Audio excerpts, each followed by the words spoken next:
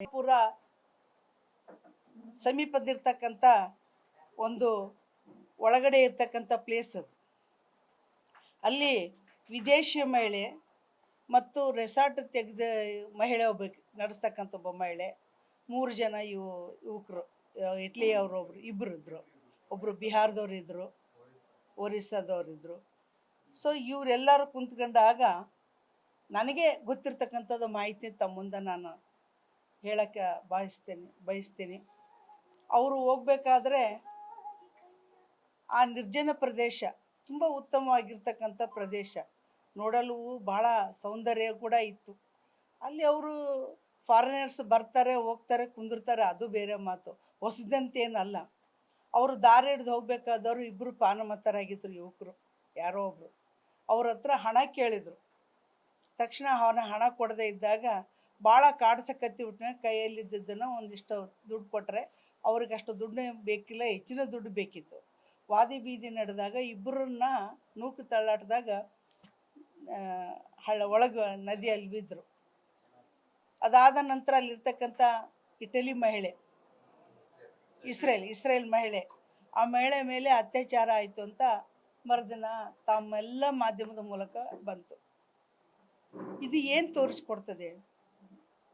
ಪ್ರವಾಸೋದ್ಯಮ ಅಂತಕ್ಕಂಥದ್ದು ನಮ್ಮ ಜಿಲ್ಲೆಗೆ ಅದೊಂದು ಒಳ್ಳೆ ವರ ಆಗಿತ್ತು ಕೂಡ. ಹಿಂದೆ ಅಂಜನಾದ್ರಿ ಎಲ್ಲಿ ಎಷ್ಟು ಸಾವಿರ ಜನ ಬರ್ತಾರಂದರೆ, ಒಂದು ತಿಂಗಳಿಗೆ 40,000ಕ್ಕಿಂತ ಜಾಸ್ತಿ ಜನ ಬರ್ತಕ್ಕಂಥವ್ರು. ಒಂದು ವರ್ಷದಲ್ಲಿ ಲೆಕ್ಕಪಟ್ಟ ಹಾಕಿ ನೋಡಿದಾಗ 40 ಲಕ್ಷ ಜನ ಪ್ರವಾಸೋದ್ಯಮದಲ್ಲಿ ರೆಕಾರ್ಡ್ ಆಗಿತ್ತು ಕೂಡ. ಹಿಂದೆ ಈ ವಿಷಯನ ನಾನು ಮಾಧ್ಯಮದಲ್ಲಿ ಕೂಡ ಹೇಳಿದ್ದೆ. ಅಂಜನಾದ್ರಿ ಇದೆ, ಪಕ್ಕದಲ್ಲಿ ಒಂದು ವಾಲಿ ಪರ್ವತ ಇದೆ, ಕಿಷ್ಕಿಂಧ ಇದೆ, ಹಂಪಿ ಇದೆ. ಅದಕ್ಕಿಂತ ಹೆಚ್ಚಾಗಿ ಈ ಒಂದು ಸಾಣಾಪುರ ಕೆರೆಯಲ್ಲಿರ್ತಕ್ಕಂಥ ಉತ್ತಮವಾದಂಥ ಸ್ಥಳ ಇದೆ. ಇವತ್ತು ಅದಕ್ಕಿಂತ ಒಂದು ಹೆಜ್ಜೆಯಾಗಿ ಹೇಳ್ಬೇಕಂತಂದರೆ ಇವತ್ತು ಮೋರೇರ್, ಅದು ಜಗದ್ವಿಖ್ಯಾತ ಆಗಿರ್ತಕ್ಕಂಥ ಒಂದು ಸ್ಥಳ ಕೂಡ ಆಗಿದೆ. ಅಂತ ಒಂದು ನೋಡಕ್ಕೆ ಬರ್ತಿರ್ತಕ್ಕಂಥ ಸ್ಥಳದಲ್ಲಿ ಇವತ್ತು ಈ ರೀತಿ ಅತ್ಯಾಚಾರ ಆದರೆ ಅದು ನಿಜವಾಗ್ಲೂ ಬಹಳ ದೊಡ್ಡ ಸುದ್ದಿ ಆಯ್ತದು. ಆದರೆ ಇವತ್ತಿನ ದಿನ ನಮ್ಮ ಸಂಸದರು ಹೇಳ್ತಾ ಇದ್ದಾರೆ, ರಾಜಶೇಖರ್ ಯತ್ನಾಳ್ ಅವರು ಹೇಳ್ತಾ ಇದ್ದಾರೆ, ಅದು ಆಗಬಾರ್ದಾಗಿತ್ತು, ಆಯಿತು, ಅದೇನು ದೊಡ್ಡ ವಿಷಯ ಇಲ್ಲ ಅಂತ ಹೇಳ್ತಾರೆ. ಇದು ನಿಜವಾಗ್ಲೂ ನಾಚಿಕೆಯಿಂದ ತಲೆ ತೆಗೆಸ್ತಕ್ಕಂಥದ್ದು. ಮಹಿಳೆ ಅಂತ ಬಂದರೆ ಭಾಳ ಗೌರವ ಬರ್ತದೆ. ದೇಶದ ಮಹಿಳೆ ಆದಮೇಲೆ ಮಹಿಳೆ, ಯಾವ ದೇಶದ ಮಹಿಳೆ ಆಯಿತು ಅಂತ ಅನ್ನೋದಲ್ಲ, ಆದರೆ ಎಲ್ಲಿ ಆಯಿತು, ಯಾವ ಕ್ಷೇತ್ರದಲ್ಲಿ ಆಯ್ತಕ್ಕಂಥದ್ದನ್ನು ಮಹತ್ವ ಪಡ್ಕೊಳ್ತದೆ.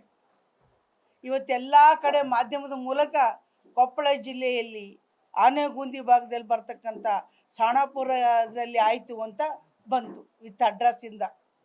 ಅಂಥ ಕ್ಷೇತ್ರದಲ್ಲಿ ಇವತ್ತು ಆಗಿದ್ದನ್ನು ಅದೊಂದು ಸಣ್ಣದು ಅಂತ ಹೇಳ್ತಾರಲ್ಲ, ಇವ್ರಿಗೇನು ಮನುಷ್ಯತ್ವ ಇದೆ? ಇವರಿಗೆ ಮಹಿಳೆಯರ ಬಗ್ಗೆ ಇರ್ತಕ್ಕಂಥ ಗೌರವ ಆದರೂ ಏನು? ಇವರು ಒಬ್ಬ ಸಂಸದರು, ದೇಶದಲ್ಲಿ ಎಲ್ಲ ಸಂಸದರ ಲೈನಿಗೆ ನಿಲ್ತಕ್ಕಂಥ ಕೊಪ್ಪಳ ಸಂಸದರು ಇವತ್ತಿನ ದಿನ ಒಂದು ಸಣ್ಣ ಘಟನೆ ಅಂತ ಹೇಳ್ತಾರಂದರೆ ನಿಜವಾಗ್ಲೂ ತಲೆ ತೆಗೆಸ್ತಕ್ಕಂಥ ಈ ವಿಷಯ. ಇವತ್ತು ಪ್ರವಾಸಿ ತಾಣಗಳಿಗೆ ಭೇಟಿ ಕೊಡ್ತಕ್ಕಂಥ ಅದನ್ನು ನಿಂತೋಗಿದೆ ಅನ್ನೋದು ನೋವಿದೆಯಲ್ಲ ನಿಮಗೆ, ಅಷ್ಟೇ ನೋವು ಮಹಿಳೆ ವಿಷಯದಲ್ಲಿ ನೀವು ಯಾಕೆ ಅಷ್ಟೊಂದು ಬೇಜವಾಬ್ದಾರಿಯಿಂದ ಹೇಳಿಕೆ ಕೊಟ್ರಿ? ಇವತ್ತು ಪ್ರವಾಸೋದ್ಯಮ ಇಳಿಕೆ ಆಯಿತು ಅನ್ನೋದಕ್ಕೆ ಕಾರಣ ಇದು ಕೊಡ್ತೀರಿ. ಒಬ್ಬ ಮಹಿಳೆಗೆ ಅತ್ಯಾಚಾರಕ್ಕೆ ಕಾರಣವಾಯಿತು, ಜಿಲ್ಲೆ ತಲೆ ತೆಗೆಸ್ತಕ್ಕಂಥದ್ದಾಯಿತು, ಕರ್ನಾಟಕ ರಾಜ್ಯ ಕೂಡ ತಲೆ ತೆಗೆಸ್ತಕ್ಕಂಥದ್ದಾಯಿತು. ಪ್ರವಾಸೋದ್ಯಮಕ್ಕೆ ಹೊಡೆದು ಕೊಡ್ತಕ್ಕಂಥದ್ದು ನೋವಿನ ಜೊತೆಗೆ ನೀವು ಆಗಬಾರ್ದಿತ್ತು, ಹಂಗಾಯ್ತು ಅನ್ನೋದು ಹೇಳ್ಬೋದಾಗಿತ್ತು. ಒಂದು ಸಣ್ಣ ಘಟನೆ, ಅದೇನ್ರದು ನೀವು ಮಾತು? ನಾಚಿಕೆ ಆಗಬೇಕು ನಿಮಗೆ. ಇವತ್ತು ಜಿಲ್ಲೆಯಲ್ಲಿ ನಮ್ಮ ಭಾಗದಲ್ಲಿ ಇವತ್ತು ಎಲ್ಲ ಕಡೆ ಓಡಾಡಿದ್ರೆ ನಾವು ಎಷ್ಟು ನಿರ್ಭೀತಿಯಿಂದ ಓಡಾಡ್ತೀವಿ. ಮಧ್ಯರಾತ್ರಿ ಬರ್ತಾ ಇರ್ತೀವಿ, ನಾವು ಬಂದವಾಗ ನಾವು ಎಷ್ಟು ನಿರ್ಭಯವಾಗಿ ಬರ್ತೀವಿ ಅಂದರೆ ನಮ್ಮ ಕೊಪ್ಪಳ ಭಾಗದಲ್ಲಿ ನಿಜವಾಗ್ಲೂ ಭಾಳಷ್ಟು ಭಾಳ ನಿರ್ಭೀತಿಯಿಂದ ಬರ್ತೀವಿ.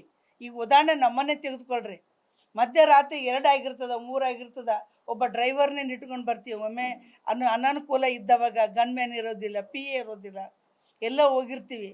ಯಾಕೆ ಬರ್ತೀವಿ ಅಂತಂದರೆ ನಮ್ಮದು ಉತ್ತಮವಾದಂಥ ಕ್ಷೇತ್ರ. ಇಲ್ಲಿ ರಕ್ಷಣೆ ಇದೆ. ಇವತ್ತು ರೆಸಾರ್ಟ್ ನಡ್ತಕ್ಕಂಥ ಜಾಗದಲ್ಲಿ ಪುಣ್ಯಾತ್ಮರೇ ಇಬ್ಬರು ಜನಪ್ರತಿನಿಧಿಗಳಾಗಿದ್ದೀರಿ. ರಾಘವೇಂದ್ರ ಇಟ್ನಾಳ್ ಅವರೇ, ರಾಜಶೇಖರ್ ಇಟ್ನಾಳ್ ಅವರೇ, ಇವತ್ತಿನ ದಿನ ನೀವು ಇಬ್ಬರು ಮಾಡ್ತಕ್ಕಂಥದ್ದನ್ನು ಮಾತಾಡಿದ್ದು, ನಿಮ್ಮ ಸೋದರ ಮಾತನಾಡಿದ್ದು ನಿಮಗೂ ದಕ್ತದೆ. ಅದು ನಾಚಿಕೆ ಆಗ್ಬೇಕು. ಇವತ್ತು ಹೋಗಿ ನೋಡ್ರಿ ಎಷ್ಟು ಡ್ರಗ್ಸ್ ಸಿಕ್ತು. ಪ್ರತಿಯೊಂದು ವಿಷಯದಲ್ಲಿ ಆ ಭಾಗದಲ್ಲಿ ಎಷ್ಟು ನಾನೇ ನಿಮ್ಗೆ ಒಂದು ವರದಿಯಲ್ಲಿ ಹೇಳಿದ್ದೀನಿ. ಹೈಡ್ರಾಲಿಕ್ ಎಷ್ಟು ಸಿಕ್ತು, ಗಾಂಜಾ ಎಷ್ಟು ಸಿಕ್ತು, ಆಫೀಮ್ ಎಷ್ಟು ಸಿಗ್ತಾ ಇದೆ, ಪ್ರವಾಸೋದ್ಯಮಕ್ಕೆ ರಕ್ಷಣೆ ಇಲ್ಲ. ಇಂಥವೆಲ್ಲ ನೀವು ಕಾಪಾಡಬೇಕಲ್ಲ. ನೀವೇನು ಮಾಡ್ತಿದ್ದೀರಿ? ಸಮರ್ಥಿಸ್ಕೋಬೇಕಾ ನಿಮ್ಮನ್ನು? ಒಳ್ಳೆ ನಾಯಕರನ್ನು ಬೇಕಾ ನಿಮ್ಮನ್ನು? ಇವತ್ತು ಒಬ್ಬ ಮಹಿಳೆ ಮತ ಕೊಟ್ಟು ನಿಮ್ಮನ್ನು ಆಯ್ಕೆ ಮಾಡಿದ್ದು ಎದಕ್ಕೆ ಆಯ್ಕೆ ಮಾಡಿರ್ತಾರೆ ಅಂತಂದರೆ, ಕ್ಷೇತ್ರವನ್ನು ಸುಭದ್ರವಾಗಿರ್ತಾರೆ, ಕಾನೂನು ಸುವ್ಯವಸ್ಥೆ ತರ್ತಾರೆ ಅಂತಕ್ಕಂಥ ಒಂದು ಮನೋಭಾವನೆಯಿಂದ ಒಬ್ಬ ಮಹಿಳೆ ಇವತ್ತು ನಿಮ್ಮನ್ನು ನಂಬಿಕೊಂಡು ಮತ ಹಾಕಿ ನಿಮ್ಮನ್ನು ಆಯ್ಕೆ ಮಾಡಿದ್ದಾರೆ, ಎಲ್ಲರ ಆಶೀರ್ವಾದ ಮಾಡಿದ್ದಾರೆ. ಇಂಥ ಒಂದು ಸನ್ನಿವೇಶದಲ್ಲಿ ಈ ರೀತಿ ಮಾತನಾಡಿದ್ರಲ್ಲ, ಇವತ್ತು ಎಲ್ಲ ಕಡೆ ಪ್ರಚಾರ ಆಗಿದೆ. ಬೆಂಗಳೂರಲ್ಲಿ ಕೇಳ್ತಾರೆ, ಮೇಡಮ್ ನಿಮ್ಮ ಭಾಗದವರು ಸಂಸದರು ಈ ರೀತಿ ಮಾತಾಡ್ತಾರೆ, ಏನು ಹೇಳ್ತೀರಿ ಅಂದರೆ ನಾಚಿಕೆ ಬರ್ತಾ ಇದೆ ನನಗೆ ಅಂದೆ.